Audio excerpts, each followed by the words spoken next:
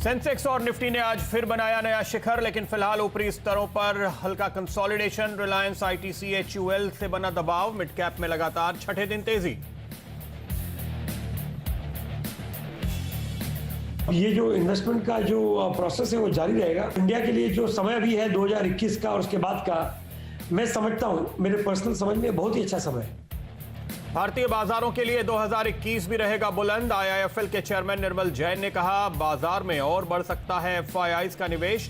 Budget में tax कम करने की सरकार को दी सलाह।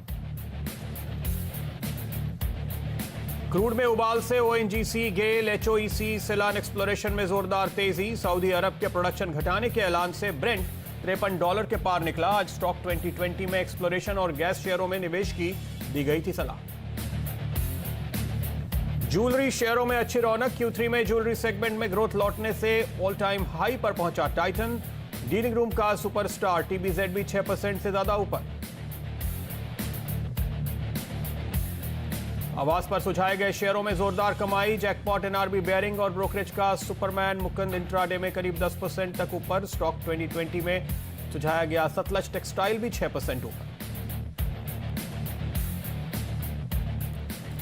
नमस्कार, ट्रेडर्स हॉटलाइन में आपका स्वागत है। जबरदस्त तेजी का मूड बाजार में देखने को मिल रहा है और खासतौर पे हम बात कर रहे थे जेम्स एंड ज्वेलरी शेयरों की, तो आइए आपको जरा याद दिलाते हैं टीबीजेड पर हमने आपको कब खरीदारी की राय दी थी और किस लेवल पर।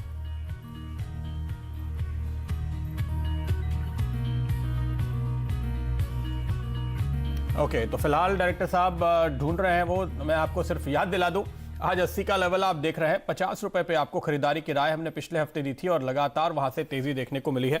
तो तमाम स्टॉक्स जिन पर हमारी नजर थी उनमें लगातार तेजी का रुख आज देखने को मिला है। इन सभी पर हम बात करेंगे, लेकिन फिलहाल आइए आपको बताते हैं कि इंडेक्स का हाल क्या है। फ्लैट सा है बाजार, ओवरऑल मजबूत। मिड कैप इंडेक्स 173 अंक ऊपर। ऐसे में किस तरह के ट्रेड देखने को मिल रहे हैं उस पर हमारी नजर रहेगी। आपके सभी सवालों के जवाब देने के लिए पैनोरामा टेक्निकल्स के अल्पेश फूरिया हमारे एक्सपर्ट हमारे साथ जुड़ रहे हैं। साथ साथ आगे मैं आपको बताऊंगा आज का मेरा पंड्या का फंडा स्टॉक जो कराएगा आपकी ऐसी ही तगड़ी कमाई, और एक शानदार ब्रेकआउट शेयर भी हम आपके लिए लेकर आएंगे। चलिए सबसे पहले सवाल जवाब का सिलसिला शुरू करें। इसके पहले अल्पेश जी बताइए, बाजार पे आपकी राय, कोई ट्रेड जो आप सुझाना चाहेंगे। Good morning Pradeep. देखिए, हमने आपको अगर याद हो तो बराबर बोला था कि 11,060 ये निफ्टी स्पॉट का जो लेवल है उसके ऊपर जैसे ही ये क्लोज हो जाएगा, इसकी जो चाल पड़ती है, जो मूव बनेगी करीबन 11,245 तक की पड़ेगी। और आज आप देख सकते हैं कि निफ्टी बराबर 11,245 को टच करके वहां से थोड़ा सा रिट्रेस हुआ है।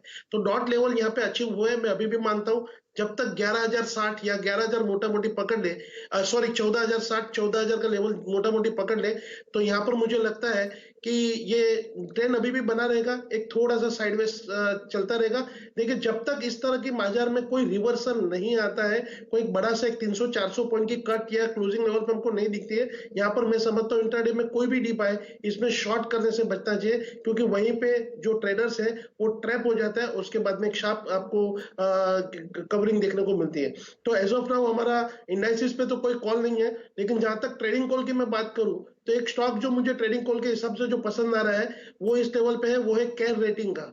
करीबन 515 के पास में ये स्टॉक अभी ट्रेड कर रहा है। आप देखिए कि 300 से लेकर 600 तक की मूव स्टॉक के अंदर देखने को मिली, और 600 के बाद में 500 के पास में अब ये स्टॉक आ रहा है। मैं समझता हूँ 510 से लेकर 500 की एक जो रेंज है, that will provide very very very strong support to this stock. और 490 के नीचे का क्लोजिंग स्टॉप लॉस लगा करके मैं समझता हूँ कि आपको केयर रेटिंग में खरीदारी करनी चाहिए एक शॉर्ट टर्म इन्वेस्टमेंट के हिसाब से, क्योंकि यहां से मुझे लगता है कि फिर से आपको एक अप मूव मिल सकती है अगर ये सपोर्ट यहाँ पे ले लिया तो, और फिर से आपको 600-610 तक के लेवल्स यहाँ पर देखने को मिल सकते हैं। प्रदीप, अगर आपको याद हो तो पिछले हफ्ते मैंने इसी तरह से आपको सयाजी इंडस्ट्री बताया था, जब उसकी प्राइस थी करीबन 305 तक के लेवल की, और उसके बाद में देखिए 360 तक के भी लेवल्स हमको यहाँ पर देखने को मिले हैं। सह्याद्री इंडस्ट्रीज, डायरेक्टर साहब अगर आप 7 दिन और 14 दिन का चार्ट दिखाएंगे तो अल्पेश जी क्या कह रहे हैं ये हमें समझ में आएगा। ये स्टॉक जहां पर इन्होंने तेजी का कॉल दिया था, मुझे याद है बजट के हिसाब से भी इन सीमेंट कंपनियों पे नजर है, और पिछले कुछ दिनों में हमने अपने चैनल पे कई एक बड़े दिग्गजों से बात की है जो ये बता रहे हैं कि सीमेंट स्टॉक्स पे नजर होनी चाहिए। आप शायद ढूंढ नहीं पा रहे हैं। Sahyadri industries BSE listed company है डायरेक्टर साहब, जिसकी हम बात कर रहे हैं और हम इस पर अक्सर चर्चा किया करते हैं। अगर मिल जाए तो ज़रूर बताइएगा। सह्याद्री इंडस्ट्रीज का स्टॉक आपकी स्क्रीन पर आएगा, ये रहा आपके सामने। अब इस पे जरा एक हफ्ते और 14 दिन का चार्ट भी लेकर आइए। इस समय ये 347 रुपए के लेवल पर ट्रेड करता हुआ आपको दिखाई देगा। इसको अगर आप एक हफ्ते और 14 दिन का चार्ट दिखाएंगे तो आपको अंदाजा लगेगा कि कैसी तेजी यहाँ देखने को मिली है। ये देखिए, हफ्ते भर में 12% की तेजी देखी जा रही है, जो अल्पेश जी आपको याद दिला रहे थे कि इन्होंने पिछले हफ्ते आपको कहां सुझाया था और अब ये कहां पहुंचता हुआ नजर आ रहा है। चलिए आगे बढ़ते हैं, सवाल जवाब का सिलसिला शुरू करते हैं। मनाली से आरव हमारे साथ जुड़े हैं। आरव, गुड मॉर्निंग, बताइए। Good morning sir. सर मैंने आईडीबीआई बैंक को हमारी आवाज नहीं पहुंच पा रही है, उनका सवाल ले लेते हैं। आईडीबीआई बैंक इन्होंने 31 रुपए 50 पैसे के भाव पे ले रखा है और जानना चाहते हैं कि क्या करें। इनके लेवल के आसपास ही मुझे लगता है इसी डिप पे इन्होंने लिया है। अल्पेश जी, ये सरकारी बैंकों में कुछ एक ऐसे स्टॉक्स हैं जो मुझे जरा भी पसंद नहीं है, उनमें से एक ये शेयर है। हालांकि इस समय देखिए सारे बैंकों में तेजी चल रही है। अगर आप डायरेक्टर साहब कोशिश करेंगे भी आपको दिखाने की, पीएसयू बैंक इंडेक्स और आईडीबीआई बैंक को कंपेयर करके ये आपको दिखाएंगे कि कैसे ये पीएसयू बैंक इंडेक्स को भी ट्रेल कर रहा है। आपकी राय क्या है इस पे? समझता हूँ कि इनको 30 का स्टॉप लॉस बना करके स्टॉक के अंदर बने रहना चाहिए और 35 जो एक है वो एक मेजर ब्रेकआउट है। अगर 35 के लेवल्स को अगर ये स्टॉक निकालेगा तो उसके बाद में एक 40 तक की मूव आपको यहाँ पर देखने को मिलेगी। लेकिन बिल्कुल सही कहा आपने कि जब बाजार में एक तेजी है, एक दिवाली, एक क्रिसमस का माहौल जब बन रहा है, जब चारों तरफ पैसे बन रहे हैं, तो इस प्रकार के स्टॉक से आपको दूर रहना चाहिए। यहाँ पे आपके पैसे नहीं बन सकते हैं और बनेगा तो भी कोई बहुत बड़ा मुनाफा नहीं बनेगा। तो फिर ये तो वो होगा कि बेगानी शादी में अब्दुल्ला दीवाना, कि हमारे तो स्टॉक बढ़ते नहीं, सिर्फ हम बाजार खुश है, ऊपर जा रहा है और हम खुश हो रहे हैं। तो वैसा नहीं होना चाहिए। मैं समझता हूँ कि राइट स्टॉक, राइट पिक आपको लेनी पड़ेगी और इस प्रकार के स्टॉक से आपको निकलना पड़ेगा। बिल्कुल, ये देखिए आपके सामने अभी कितनी खूबसूरत आंकड़े हैं जो हमको दिखा रहे हैं डायरेक्टर साहब। ये देखिए, ये आपके सामने पिछले 6 महीने का आंकड़ा है। 26% निफ्टी पीएसयू बैंक इंडेक्स बढ़ा है, लेकिन आईडीबीआई बैंक आधा % करीब करीब जहां था वहीं है।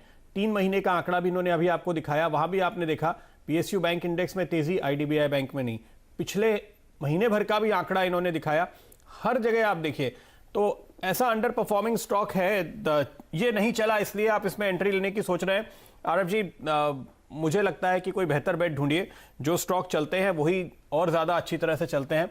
आईडीबीआई बैंक पे कोई उछाल आए तो थोड़ा बहुत मुनाफा लेके निकलिए, मेरे हिसाब से तो यही राय होगी। चलिए अगला सवाल लेते हैं।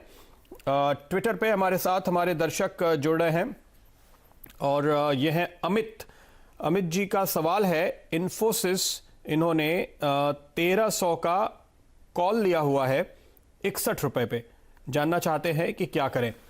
इन्फोसिस इस वक्त करीब करीब यही है, तो almost at the money call है इनका। 61 रुपए की इनकी कॉस्ट है। अभी आपको इन्फोसिस का 1300 का कॉल स्क्रीन पे दिखाई देगा। देखिए 51 पर आ चुका है, तो 10 रुपए का नुकसान है। अल्पेश जी क्या कहेंगे? प्रदीप, देखिए 1300 के पास में यहाँ पे मैं हर्डल्स देख रहा हूँ, लेकिन यहाँ पे एक एक्सपायरी भी है, तो मैं उनको बहुत ज्यादा बड़ा ट्रेड तो नहीं सुझाऊंगा। मैं उनको कहूंगा कि 1280 का एक इन्फी का क्लोजिंग स्टॉप लॉस लगा करके स्टॉक में बने रह सकते हैं। 1300 के ऊपर अगर ये निकला और एक शार्प अपमूव देखने को मिलती है तो इनका यहाँ पे मुनाफा बनेगा। लेकिन अगर मैं इनकी जगह पे हूं तो मैं अभी के अभी इस स्टॉक में यहाँ से एग्जिट हो जाऊंगा। ओके, एग्जिट होने की राय है आपके लिए, ये बेहतर स्ट्रेटेजी होगी। अगला सवाल यश शर्मा जी का दिल्ली से। यश जी नमस्कार, बताइए। मेरे पास हैप्पीएस्ट माइंड है 250 शेयर। हाँ, तो अभी होल्ड करने या सेल करने वो, या बाय कर तो लो? आपको आईपीओ में लगे या आपने बाद में खरीदे? कुछ आईपीओ में लगे थे, कुछ मैंने बाद में भी खरीदे थे। ओके, हैप्पीएस्ट माइंड 346 पर इस समय चल रहा है और इनके पास 300 के कॉस्ट पे है, तो मुनाफा कमा रहे हैं फिलहाल। अल्पेश जी क्या राय देंगे? स्टॉक तो अच्छा है, तेजी में ही है।